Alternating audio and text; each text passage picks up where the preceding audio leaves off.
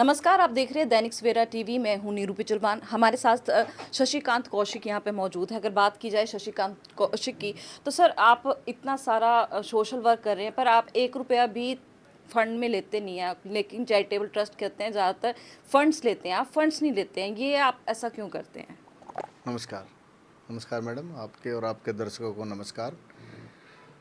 तो मैं कुछ लेने के लिए नहीं कर रहा हूँ, मैं दान भी नहीं कर रहा हूँ। ये बड़ा रूमर सा फैल रहा है। अब हरियाणा में क्या कई स्टेट में लोग आते हैं कि आप बहुत दान दे रहे हो जी, लेकिन मैं बिल्कुल दान नहीं दे रहा हूँ, ना मैंने कहीं बोला मैं दान दे रहा हूँ। मैं लीगल भगवान का हिस्सेदार हूँ, पार्टनर हूँ। जैसे दो पार्टनर अपना व्यवस्थित काम चलाते हैं, तो मेरे ऊपर भगवान की असीम कृपा है।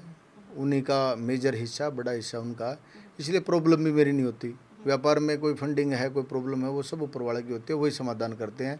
मुझे नहीं याद कि मेरे व्यापार में कभी कोई फंड की प्रॉब्लम आती है या कोई प्रॉब्लम नाम की चीज़ कोई आती है, मुझे नहीं पता। अच्छा, परसेंटेज कैसे तय करते हैं? हर साल आपकी परसेंटेज चेंज होती रहती है। अब आप कह रहे हैं कि 45 जो प्रतिशत है अभी मेरा है, 55 जो है अभी भगवान का है, और आने वाले टाइम पे वो 90% तक चल जाएगा और उतना मैं देता जाऊंगा, समाज की सेवा करता जाऊंगा।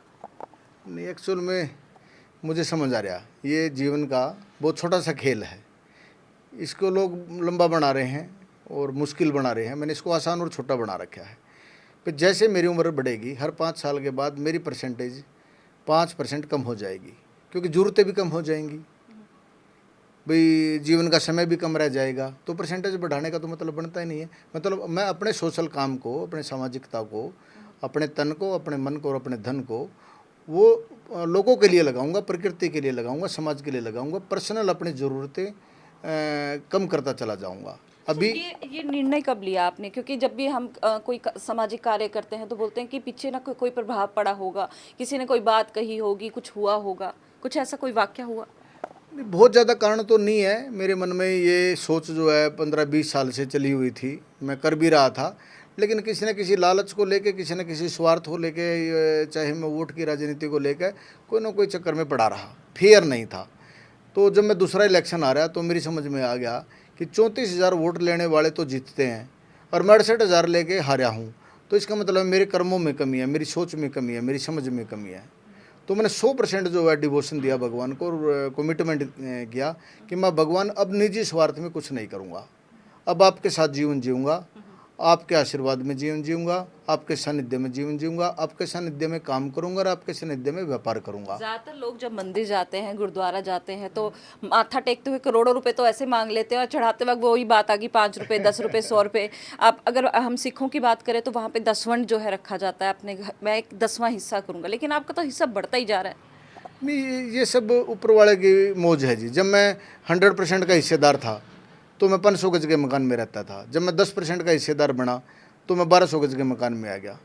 जब मैं 100% का मालिक था तो मेरे पास सारे घर की 3-4 गाड़ियाँ मिला के 1 करोड़ की नहीं होती थी।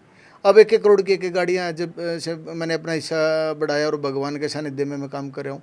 ऐसे बहुत सारी चीज़ें हैं। पहले मेरा जो ऑफिस था वो मात्र 2,500 स्क्वायर फीट का ऑफिस था, जब मैं 100% का मालिक था। जब मैंने अपने परसेंटेज घटाई, भगवान के सानिध्य में आया, अब मेरा 25,000 स्क्वायर फीट का मेरा ऑफिस है। तो मतलब इस नब्ज़ को यदि आप समझ लो तो जीवन में खुशहाली, मज़े, मौज, प्यार, वाह, बड़ाई, मिठाई, बहुत बहुत बहुत सारी चीज़ें हैं।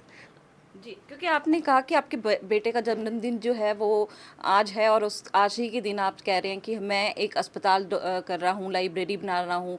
इतना इतना कुछ कैसे कर लेते हैं? मतलब मैनेज कैसे करते हैं आप? एक तो तरफ से सियासत भी बात कर ली जाए, क्योंकि आप बीजेपी के साथ काफ़ी टाइम रहे, 2 बार आपने इलेक्शन किया है, और बेशक आप हार गए, आपने बोला हो कि मैंने अपनी कर्म की स्थिति बदल दी, लेकिन इतना सब कुछ मैनेज कैसे होता है?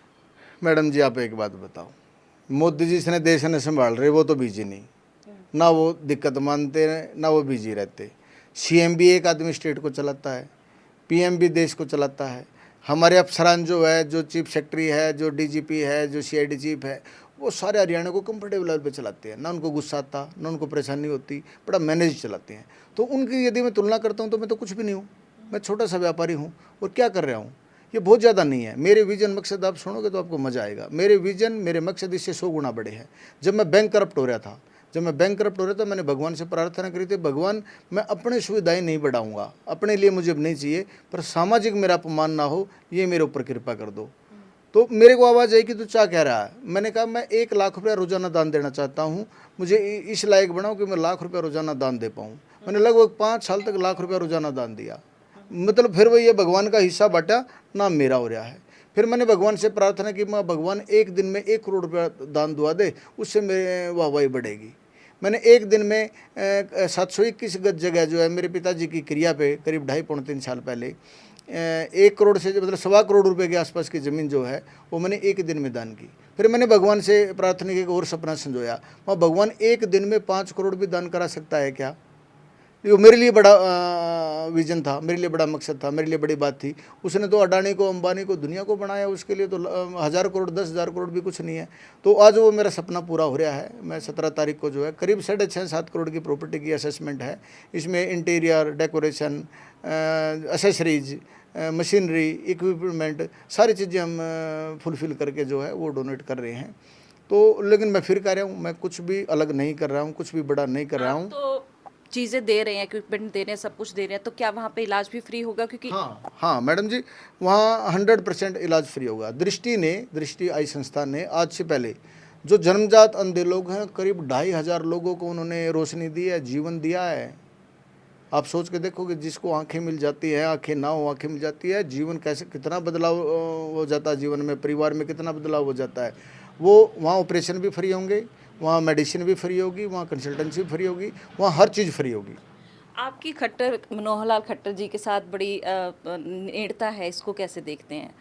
देखो मुझे ऐसा लगता है कि मेरे को पार्टी ने, मनोहर लाल जी ने 2 बार टिकट दिया। मुझे पार्टी के आला कमान बड़े लोग सारे बहुत प्यार करते हैं, बहुत पसंद करते हैं, इसलिए मुझे 2 बार टिकट दी है।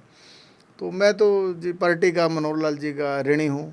मतलब मैं पार्टी के लिए, संगठन के लिए कुछ कर पाऊँ, ऐसा मेरा बहुत प्रयास रहता है और मैं करने का प्रयास करके मतलब मैच्योरिटी भी देता हूँ, करता क्योंकि हूँ। जब आपने पीएम मोदी की बात की तो क्या कभी उनसे मुलाकात हुई, अमित शाह से मुलाकात हुई, और अगर मुलाकात हुई तो उसमें क्या क्या बात हुई? बड़ी मज़ेदार बात पूछी आपने। जब इलेक्शन होता है तो हमारे गृह मंत्री जो है अमित शाह जी इंडिविजुअल एक कॉन्स्टिट्यूंसी में लगभग नहीं जा पाते, क्योंकि सिक्योरिटी उनके अलाउ नहीं करते, वो डिस्ट्रिक्ट हेडक्वार्टर पे आते हैं। डिस्ट्रिक्ट हेडक्वार्टर पे तंत्र प्रॉपर होता है। मेरे लिए अमित शाह जी जो है, हमारे गृह मंत्री जी, देश के सबसे ताकतवर आदमी थे। 19 में उन्होंने पानीपत का प्रोग्राम कैंसिल करके मेरे इंडिविजुअल, मेरी कॉन्स्टिट्यूंसी में मुझे जिताने के लिए, लोगों को अभिनंदन करने के लिए बापोली गांव में मैंने उनको बुलाया। मैंने कहा भाई साहब आप आओगे तो काम चलेगा, वो गड़बड़ हो रही है। उन्होंने यार तेरे साथ गड़बड़ नहीं होनी चाहिए सचिकांत, मैं तेरे लिए आऊँगा। उन्होंने इंडिविजुअल मेरे लिए रैली की है 2019 में। देश की सबसे ताकतवर लेडी 2014 में सुषमा स्वराज जी होती थी, उन्होंने मेरे लिए इंडिविजुअल आगे रैली की थी और कहा था कि सचिकांत मेरा छोटा भाई है, आप लोग इसको जानते नहीं हो, इसको एक मौका दे दो, इसको बहुत आगे जाना है। लेकिन कुदरत ने, भगवान ने, पार्टी ने, लोगों ने मुझे बहुत आशीर्वाद दिया, बहुत सहयोग दिया। आपका आपका प्यार संगठन के साथ और बीजेपी के साथ तो मेरे को दिख भी रहा है, तो आने वाले समय में हम देख सकते हैं आप राज्यसभा की तरफ जाएं? देखो मेरे को कुदरत ने इतना दिया, मेरे को पार्टी ने इतना दिया है, मेरे मांगने का, चाहने का बनता नहीं है।